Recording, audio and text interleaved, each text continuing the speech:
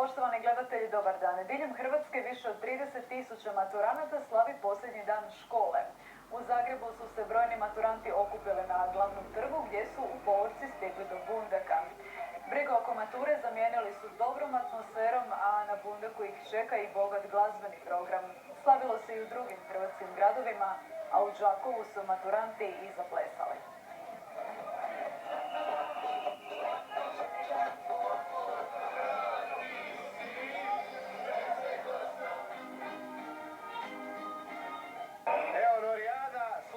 Zadnji dan škole, pa što dalje? Pa evo, ja osobno za sebe ne znam, možda ostajem u struci, možda ne, ali želim svim svojim prijateljima iz škola veliku sreću u budućnosti. Pa ništa fakti radi, ali prvo treba maturu riješiti. Obrana, imamo obranu, pa matura, pa se zaposliti, to je to, fakt isto.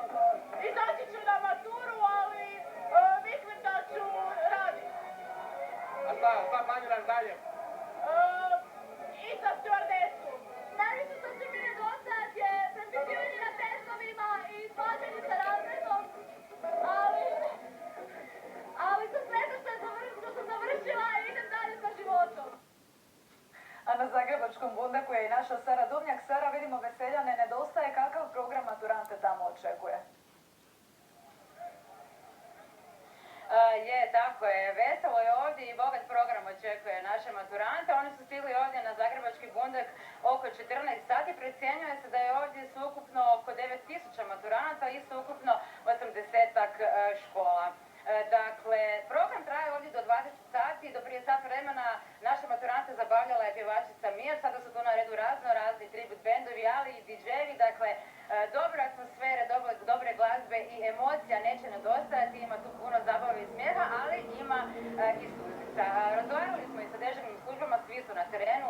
Hitne službe, policija, Crveni križ, nije bilo većih intervencija, odnosno ovih manjih što je bilo, to je sve naravno i očekivano povezano sa konzumacijom alkoholnog pića. Kako odmiče dan očekuju i povećani broj intervencija, ali njih je na terenu dovoljno, tako da problema ne bi trebalo biti. Mi nećemo puno gnjaviti naše maturante, Marina i Ivana. Marine, kako provodite dan? Pa evo, divno nam je, veselimo se tu, došli smo s povorkom oko 2, krenuli smo s 12 trga Bana Jelačića i zadnji sate smo tu. Ivane, ima veselja, hoće li biti tugica, malo ipak se rastajete sa prijateljima? Pa ne bi još baš o tome razmišljao, više bi sad iskoristio to vrijeme najbolje što možemo, ne? Ali svakako ćemo se mi još vidjeti, družiti po kafićima i izlaziti van, tako da mislim da ćemo mi to nekak riješiti. Ovo ne bi dan u životu do sada? Pa mogu bi biti. Ima potencijal. Da, apsolutno.